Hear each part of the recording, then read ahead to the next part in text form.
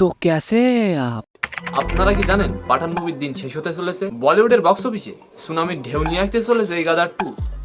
আপনি কি জানেন গাদার 2 এর মূল কাহিনী কি? গাদার 2 এর গল্পটি হলো ভারত পাকিস্তান নিয়ে, যুদ্ধ, মারামারি ইত্যাদি, যার জন্য প্রত্যেক ভারতীয়ই গাদার 2 মুভিটি থিয়েটারে যেয়ে দেখছে। তো আমি কেন বললাম গাদার 2 বক্স অফিসে সুনামির ঢেউ নিয়ে আসতে চলেছে? আজকের এই ভিডিওটি পুরোপুরি দেখুন, তাহলে বিস্তারিত সবকিছু জানতে পারবেন। তো চলেন ভিডিওটি শুরু করা যাক।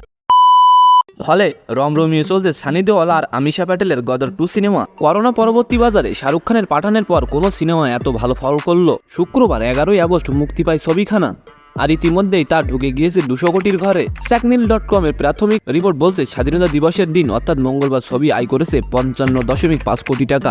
গদর চলতি সপ্তাহে হয়তো অতিক্রম করে যাবে বক্স অফিসে 250 কোটির ঘর। ShackNeil.com এর মতে এটি শুক্রবার 40 কোটি খাতা খোলে, তারপর শনিবার 40 কোটি এবং রবিবার 51 কোটি সংগ্রহ করে। সোমবার ব্যবসার অঙ্ক খানিক কমে 38 কোটি হলেও মঙ্গলবার ছুটির দিন আসতেই তা বেড়ে 55 কোটি।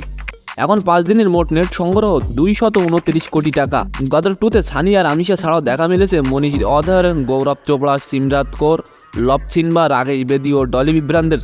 রয়েছেন উৎকর্ষ শর্মা, যিনি গদরের শিশু শিল্পী হিসেবে ও সকিনার ছেলের ভূমিকায় অভিনয় করেছিলেন। বর্তমানে উৎকর্ষের বয়স 29, তাকে তারা সকিনার ছেলের চরিত্রেই দেখা গিয়েছে এই ছবিতে। গদর 2 এর গল্পে দেখা যাবে ফের উত্তপ্ত ভারত পাকিস্তান, তারই মাঝে ভারতীয় সেনার সতর্কবার্তা উপেক্ষা করে পাকিস্তানে পা দেবে তারা সিং। ক্রাশ ইন্ডিয়া মুভমেন্ট চালু হওয়ার পরেই মাসেই শুরু হয় 1971-এ ভারত পাক যুদ্ধ। সেই আবহাওয়া স্পষ্টভাবে ফুটেছে এই ছবিতে। তো আজকের ভিডিওটি কেমন লাগলো অবশ্যই কমেন্ট বক্সে জানাবেন, আর এমন নতুন নতুন ভাইরাল নিউজ পেতে অবশ্যই আমাদের চ্যানেলটিকে সাবস্ক্রাইব করে রাখবেন। ধন্যবাদ।